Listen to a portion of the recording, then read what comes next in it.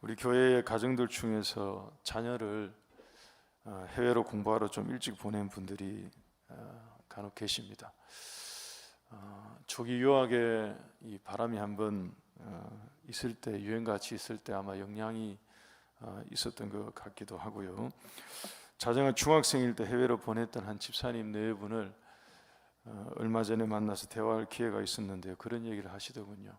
주변에 누가 그렇게 공부하러 아이를 일찍 보낸다고 얘기하는 사람이 있으면 쌍수를 들고 적극적으로 막을 거라고 하십니다. 이유인즉 보내놓고 늘 걱정, 염려, 불안 이런 것도 이런 거지만 그것보다 더 큰 것은 자녀가 자라고 성장해가고 성숙해가는 그 십수년의 그 긴 한 기간을 통째로 함께하지 못한 그것이 커서 만나고 보니까, 대학생이 되고 대학원생이 되어서 커서 만나고 보니까 그 시간을 함께 써야 되는구나, 그게 유학보다가 더 귀했겠구나 하는 생각이 든다 하는 얘기를 이렇게 대화를 하면서 하셨습니다.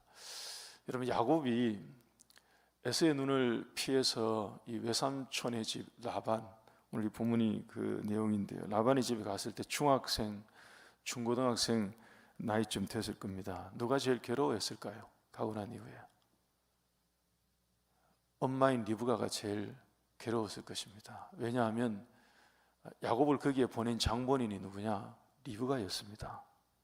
야곱 자신도 아니고요, 이삭도 아니고요, 리브가가 야곱을 거기에 보냈습니다. 남편인 이삭의 눈을 속여서 에서의 복을 야곱으로 하여금 받게 만든 장본인도 리브가였고요, 이거 리브가의 작품이었고요. 그 일이 있고 난 이후에 야곱을 재촉하여서 하란으로 피신에 가 있으라고 보낸 사람도 리브가였습니다. 리브가의 픽처와 같은 거예요. 큰 그림을 리브가는 실은 그리고 있었던 그런 거죠. 모르긴 몰라도 이 어린 자녀를 그 멀리 보내놓고 기도도 많이 했겠습니다만, 리브가가 후회도 많이 하고 또 울기도 많이 울었을 것입니다. 그런데 야곱은 어떻게 했느냐? 여러분, 야곱은 거기에 가서 성공한 거예요. 야곱은 그 땅에 가서 성공을 이뤄냈습니다. 조금 성공한 게 아니고요, 굉장히 크게 성공을 했습니다. 성공을 했으니까 다 괜찮았을까요? 그렇지 않습니다. 그냥 얻은 성공이 아니었어요. 우리 모두가 아마 기억하실 수 있습니다. 야곱이 자기 인생을 회고하면서 했던 얘기가 있거든요. 내 나그네의 길의 세월이 130년입니다. 내 선조의 길에 비할 수는 없지만 제가 험악한 세월을 살았습니다 라고 고백했던 게 있습니다. 여러분, 근데 그게 전혀 틀리지 않았던 것이, 그 어린 나이에 청소년 나이 때에 고향을 떠난 것도 떠난 거지만, 부모의 품을 떠난 것도 떠난 거지만, 태어날 때도 발목 잡고 그렇게 태어나더니만 그 어린 시절에 집을 떠나서 파란만장한 청춘의 세월을 거기서 다 보냈습니다. 14년 동안 아내를 얻기 위해서 사실 중노동을 했었고요, 그리고 난 이후에 6년을 더해서 일을 했으니 도합 20년의 이 시간을, 자기의 청춘을 고스란히 그야말로 아낌없이 자기의 시간을 거기에 다 쏟아 부었던 것입니다. 31장 40절 말씀 한번 보십시오. 창세기 31장 40절 말씀 보시면 이렇게 말합니다. 내가 이와 같이 낮에는 더위와 밤에는 추위를 무릅쓰고 눈붙일 겨를도 없이 지냈나이다. 이게 야곱의 20년의 고백이에요. 이게 맞는 얘기입니다. 야곱은 여기에 와서 그냥 이룬 성공이 아니고요, 이렇게 살았다 하는 것입니다. 이런 야곱을 누가 축복하셨느냐? 하나님이 축복하셨습니다. 거부가 되게 하셨고, 라반의 것을 하나님이 취하셔서 야곱에게로 오히려 옮겨가게 하셨습니다. 그때부터 어떤 일이 생기기 시작했느냐? 이 두 진영 간에 갈등이 생기고 다툼이 생기고 긴장이 발생하고 일종의 힘겨루기가 두 진영 간에 일어난 것입니다. 오늘 우리가 뒷부분을 읽었습니다만 이 창세기 31장에 나오는 내용은 실은 그 이야기입니다. 우리 하나씩 한번 보십시다. 1절 2절을 먼저 한번 보실까요? 창세기 31장 1절 2절을 보시면 야곱이 라반의 아들들이 하는 말을 들은즉 야곱이 우리 아버지의 소유를 다 빼앗고 우리 아버지의 소유로 말미암아 이 모든 재물을 모았다 하는지라. 야곱이 라반의 안색을 본즉 2절이죠. 자기에게 대하여 전과 같지 아니하더라. 그 분위기가 이상해진 것이죠. 그래서 하나님이 야곱에게 어떤 말씀을 들려주셨느냐? 3절입니다. 이제는 고향으로 돌아가라고 말씀을 해주시죠. 갈 때가 된 것입니다. 이제는 너의 족속 고향으로 돌아가라고, 내 조상의 땅 내 족속에게로 돌아가라. 내가 너와 함께 있으리라. 하나님께서 야곱에게 이제 가라고 말씀을 해주셨습니다. 그러면 여러분, 하나님이 이렇게 얘기를 하셨으니 야곱이 이 말씀을 듣고 그대로 믿고 돌아갈 채비를 갖추고 돌아가면 됐을 것인데, 여러분, 우리 사람이 자주 실수하는 것이 뭐냐 하면 생각이 많아집니다. 생각이 많아진다고요. 하나님 앞에 우리의 생각이 자꾸 많아져요. 우리의 판단이 꽤나 옳은 듯 자꾸 생각을 해요. 자꾸 생각을 하니까 이게 자꾸 이상해지는 게 있습니다. 그러니까 단순하게 받아들이고 단순하게 믿으면 이게 단순해질 수 있는 건데, 뭔가 우리 생각으로만 들어오면 자꾸 복잡해집니다. 하나님이 야곱에게 너의 족속에게로 돌아가라고 하시면서 약속을 해주셨습니다. 내가 너와 함께 있을 것이다 라고 약속을 해주셨는데, 돌아갈 채비를 가지고 돌아가면 되는데, 하나님의 이 말씀을 듣고 난 다음에 야곱도 그리고 라헬도 레아도 전부 다 생각이 많아졌어요. 얘기를 듣고 난 다음에 야곱은 아무리 생각해 봐도 외삼촌 라반에게 간다고 얘기하고 가다가는 잡힐 것 같아요. 나에게 아내로 준 자기 딸들을 다 빼앗아 갈 것 같습니다. 야곱은 무슨 생각을 했느냐? 얘기 안 하고 도망갈 생각을 합니다. 라헬과 레아는 무슨 생각을 했느냐? 가만히 생각해 보니까 아버지가 자기들에게는 유산으로 준 게 없어요. 그래서 어차피 떠나게 된 김에 아버지의 것을 뭐라도 하나 챙겨가지고 도둑질해서 가야 되겠다 하는 생각에 도둑질할 생각을 해요. 그러니까 야곱은 몰래 도망갈 생각을 하고요, 레아와 라헬은 몰래 도둑질할 생각을 한 것입니다. 하나님은 어떤 생각을 하고 계셨을까요, 여러분? 하나님은 이들에 대해서 어떤 계획을 가지고 계셨느냐? 28절과 29절 말씀을 보십시오. 라반에게 이들이 딱 걸린 이후에 도망가려고 하다가 딱 잡히고 난 다음에 라반이 야곱에게 한 얘기입니다. 28절과 29절에 내가 내 손자들과 딸들에게 입맞추지 못하게 만들었으니 너의 행위가 참으로 어리석도다. 29절에 너를 해할 만한 능력이 내 손에 있지만 너희 아버지의 하나님이 어젯밤에 내게 말씀하시기를 너는 삼가 야곱에게 선악간에 말하지 말라 하였느니라. 여러분 보십시오. 하나님은 라반에게 이미 그 전날 밤에 꿈에 말씀해 놓으셨던 것입니다. 야곱이 이제 돌아가겠다라고 얘기하면 선악간에 옳고 그르고 따지지 말고 그냥 보내주라고 하나님은 이미 다 이렇게 환경을 만들어 놓으셨는데, 야곱은 생각이 많았다니까요. 생각이. 그 뒤에 31절 한번 보십시오. 라반에게 대답하여 이르되 내가 생각하기를 외삼촌이 외삼촌의 딸들을 내게서 억지로 빼앗으리라 하여 두려워하였음이니이다. 여러분, 우리가 주의해야 되는 부분이 이런 부분입니다. 기억하십시오, 여러분. 사람의 생각이 하나님의 계획을 훼손시킵니다. 우리 사람의 이런저런 생각과 판단이 자꾸 하나님의 생각과 계획을 무너뜨리는 경우가 발생하는 것입니다. 하나님은 야곱을 인도하고 지금 계시는 중이거든요. 약속을 하셨고 약속에 따라서 이끌어가고 계시는데 야곱은 생각하다가 수월한 일을 복잡하게 만들어 버린 것입니다.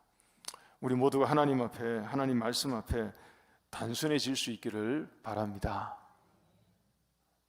우리가 하나님 앞에 단순해질 수 있기를 바랍니다. 여러분, 진리는 단순합니다. 진리는 단순하죠. 근데 설교하는 사람들이 저처럼 자꾸 복잡하게 만드니까 이게 복잡하게 들려서 그렇지, 진리는 단순합니다. 하나님의 진리는 주 예수를 믿으라 그리하면 너와 내 집이 구원을 얻으리라, 끝. 진리는 단순한데 자꾸 복잡하게 생각하고 복잡하게 받아들이고, 이런 게 우리에게 때때로 큰 실수가 되는 경우가 있죠. 하나님께서 우리 모두에게 어린아이와 같은 심령을 주셔서 하나님의 말씀 앞에 단순한 신앙과 단순한 믿음을 가지고 순종하며 살아가는 우리 모두가 될 수 있기를 바랍니다. 라반과 야곱 사이에 일이 이렇게 되어버리니까 이 둘 사이에 뭐가 필요했느냐? 그래서 갈레앗이 필요했던 것입니다. 일이 이렇게 되니까 이 둘 사이에 이런 게 필요했어요. 44절 말씀 보십시오. 44절에 이제 오라, 나와 내가 언약을 맺고 그것으로 너와 나 사이에 증거를 삼을 것이니라 고 하면서 돌을 주워다가 돌무더기를 만들어서 이제 표식을 만든 것입니다. 그리고 난 이후에 47절에 이름을 붙이죠. 라반은 그것을 아람으로 이름을 붙입니다. 왜냐하면 그 지역은 아람어를 사용하는 주 언어가 아람어였기 때문에 여갈사두다라고 붙였고, 야곱은 히브리어로 갈렛이라고, 증거의 무더기라고 불렀던 것입니다. 두 개의 이름의 뜻은 똑같고요. 갈렛이 세워지게 된 배경이 이제 이와 같은 것입니다. 그러면 이 갈렛이 우리에게 주는 교훈이 무엇이겠습니까? 여기에 담겨진 네 가지 의미가 있습니다. 이것입니다. 첫 번째, 갈렛에 담겨진 첫 번째 의미는, 여러분, 이것은 가정의 화평을 지키는 언약이었습니다. 다시 한번 말씀드립니다. 이 갈렛에 담겨진 의미는 가정의 화평을 지키는 그런 약속, 언약이었습니다. 두 번째는, 갈렛은 넘지 말아야 할 경계선을 표시해 준 그런 약속이었습니다. 넘어가지 말아야 할 선을 만들어 준 거예요. 세 번째는, 이 갈렛은 화해의 상징입니다. 라반과 야곱 사이의 관계를 지금부터는 우리가 손에 손잡고 화해합니다 하는 상징이었습니다. 넷째는, 갈렛은 미스바의 신앙을 표시하는 그런 증거였습니다. 50절을 보시기 바랍니다. 50절 말씀을 보시면 라반이 갈렛을 만들고 난 다음에 한 말이 이것입니다. 만일 내가 내 딸을 박대하거나 내 딸들 외에 다른 아내를 맞이하면 우리와 함께할 사람은 없어도 보라, 하나님이 나와 너 사이에 증인이 되시느니라 함이었더라. 그러니까 갈렛을 세우고자 했던 라반의 첫 번째 이유가 뭐냐 하면, 야곱으로 하여금 가정의 거룩과 화평을 지키도록 만드는, 그런 맹세하게 만드는 그런 언약이었습니다. 여러분, 인간적으로 볼 때 라반은 자기의 딸들이 이제 멀리 떠나니까 아버지로서 애틋한 역할을 한 그런 것이겠죠. 근데 여러분, 이것은 야곱에게 매우 중요한 그런 언약처럼 실은 되었습니다. 왜냐하면 야곱의 12지파는 알다시피 야곱에게서 다 나왔는데, 그 12지파가 만들어진 장소가 어디냐 하면 머나먼 애굽 땅이었습니다. 바꿔 말하면 이 가족이, 한 가족이 똘똘 뭉쳐서 이 여정을 움직이지 않으면 이게 틀어질 수 있는 그런 일들을 이들에게는 놓여져 있었던 것이거든요.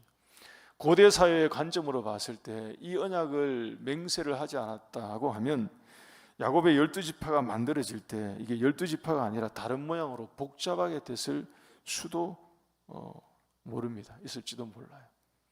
그런데 이 갈렛의 약속 때문에 이 야곱의 가정 안에서는 여러분 다윗의 가정도 보십시오. 배다른 형제들이 막 있고 하니까 그들 가운데 분쟁이 발생하고 다툼이 발생하고 다른 사건이 일어나고 막 그랬거든요. 근데 야곱의 12지파는 이스라엘의 12지파로 형성되어야 하기 때문에 이들에게는 굉장히 중요한 것이었습니다. 갈레에서의 이 언약과 맹세는 야곱에게도 굉장히 중요한 역할을 했다 하는 것입니다. 우리에게도 적용될 점이 있죠. 하나님께서 우리 가정들에게도 이 갈레에서 언약과 같은 약속이 있어서 가정의 거룩이 지켜지고 가정의 화평이 지켜지고요, 가정의 화목이 지켜지고요, 하나님께서 우리의 가정들을 기뻐하시는 뜻 가운데 이렇게 세워주시는 그런 은혜가 있기를 축원합니다. 그럼 두 번째는 52절을 보시기 바랍니다. 갈렛을 세우고 난 다음에 서로 약속하기를 이런 내용도 얘기를 해요. 이 무더기가 증거가 되어서 내가 이 무더기로 넘어서 너에게로 가서 해하지 않을 것이고 네가 이 무더기 기둥을 넘어와서 내게로 와서 해하지 아니할 것이라. 이 선이, 이 증거가 경계선이 된 것입니다. 야곱에게도 라반에게도 우리 서로 넘어가서 서로의 땅을 침범해서 서로 해하지 말자라고 만들어 준 것인데, 마찬가지로 여러분 이 갈레앗의 증거는 야곱에게 있어서는 중요한 역할을 마찬가지로 합니다. 왜냐하면 야곱은 창세기를 보게 되면 이 맹세 이후로 이 하란 땅으로 들어가 보거나 기웃거리거나 그쪽을 향해서 가거나 하는 것이 발견되지 않아요. 이게 무슨 얘기냐? 야곱에게는 가나안 땅이 약속의 땅이지 않습니까? 아브라함으로부터 하나님이 주셨던 약속의 땅이거든요. 근데 이 하란 땅은 메소포타미아 땅 저 위쪽으로 올라가는 땅입니다. 이 땅에 내 청춘을 바쳤기 때문에 추억도 있을 것이고요, 한번 가보고 싶은 생각도 있을 것이고요, 여차하면 언제라도 돌아가도 20년의 세월을 거기서 보냈으니까 익숙할 수도 있거든요. 근데 야곱은 이 갈레앗의 증거 때문에 이 땅을 향하여서 그의 방향을 돌이키지 않습니다. 하나님의 약속의 땅, 그 땅에 계속 머무르게 만드는, 발걸음을 다른 곳으로 옮기지 않도록 만드는 그런 역할을 했습니다. 넘어가지 말아야 할, 자기를 지켜주는 그런 선이 되었다는 거죠. 여러분, 우리에게 적용할 때 이게 필요할 겁니다. 신앙의 갈레앗이 필요해요, 여러분. 우리에게 신앙의 갈레앗이 필요하다고요. 신앙에서도 넘어가지 말아야 할 경계선이 필요하죠. 세상으로 돌아가지 않도록 만들어주는 그 울타리가 우리에게도 분명히 필요할 것입니다. 하나님께서 저와 여러분들에게도 이런 갈레앗과 같은 경계가 있어서 영적인 갈레앗이 세워져서 신앙의 경계선을 넘어가지 않는, 하나님께서 우리를 지켜주시는 이런 울타리가 있기를 바랍니다. 세 번째는 54절과 55절 말씀을 보시면 나오는데요, 라반과 야곱을 화해하도록 만들어주는 그런 것이었습니다. 여러분, 54절을 먼저 보시면 야곱이 베푸는 모습이죠. 54절은. 55절을 보시면 라반이 축복하는 그런 모습입니다. 갈레앗이 있기 전까지는 이 둘 사이에 분쟁이 있었고요, 갈등이 있었지만 갈레앗을 딱 세우고 난 이후에는 이들에게 화평이 있었고 화해가 있었다 하는 것입니다. 분열이 있고 갈등이 있는 모든 곳에 우리 하나님께서 우리에게도 갈레앗을 세워주시기를 소망합니다. 여러분, 이 땅에 전쟁이 있는 모든 곳에, 이스라엘과 팔레스타인 사이에, 또는 러시아와 우크라이나 사이에, 그 시리아 땅 안에 하나님께서 이런 갈레앗을 세워주셔서 평화가 깃들기를 간절히 소망합니다. 그럼 네 번째, 끝으로 이게 가장 중요할 것인데요, 49절 말씀 한번 보십시오. 갈레앗의 또 다른 이름이 나옵니다. 미스바라고 붙여요. 아마 여러분 미스바 이 이름은 익숙하실 것입니다. 사무엘상에서도 나오고요, 또 우리가 종종 교회들에서 무슨 대각성 집회 같은 거 할 때 미스바 집회 뭐 이런 이름을 많이 사용했기 때문에 좀 익숙하실 것인데, 그래서 딱 들으면, 미스바라고 딱 들으면 바로 뭔가 회개 또는 말 그대로 대각성 뭐 이런 걸 연상하실 것입니다. 근데 미스바의 원래 뜻은 어떤 뜻이냐 하면, 하나님이 망대를 세우시고 그 망대 위에 올라가서 하나님이 지켜보고 계신다, 이게 미스바 뜻이에요. 미스바 그러면 하나님이 망대에서 보고 계신다, 이게 미스바입니다. 하나님이 보고 계시니까 우리의 죄도 회개해야죠. 대각성이 사실 거기서 그렇게 나오는 거거든요. 우리 미스바의 언약을 세우자 그랬을 때는 하나님이 망대 위에서 다 지켜보고 계시니까 우리가 그 앞에서 숨김없이 우리의 것을 자백하자 하는 것인데, 여기에서 이 미스바라고 이름을 붙인 이유가 뭐냐 하면, 앞에 첫 번째, 두 번째, 세 번째 갈래에서 담겨진 이 의미들, 그들이 부여했던 이 의미들을 전부 다 살아계신 하나님께서 라반과 야곱이 너와 나는 멀리 떨어져서 우리는 서로 우리의 눈으로 확인하지 못하고 보고 있지 않지만 하나님은 다 보고 계신다 하는 것을 인정한 것이에요. 그래서 미스바라고 붙인 것입니다. 하나님께서 똑똑히 이 모든 것을 다 보고 계시니 우리가 서로 보고 있지 않아도 이거 지키자 하는 것입니다. 라반은 야곱에게 내 딸들과 너의 아내가 된 내 딸들을 지키고 가정을 지키고 가정의 화평과 거룩을 지키라 하는 것을 맹세하게 하면서 하나님이 보고 계신다라고 얘기를 하고요.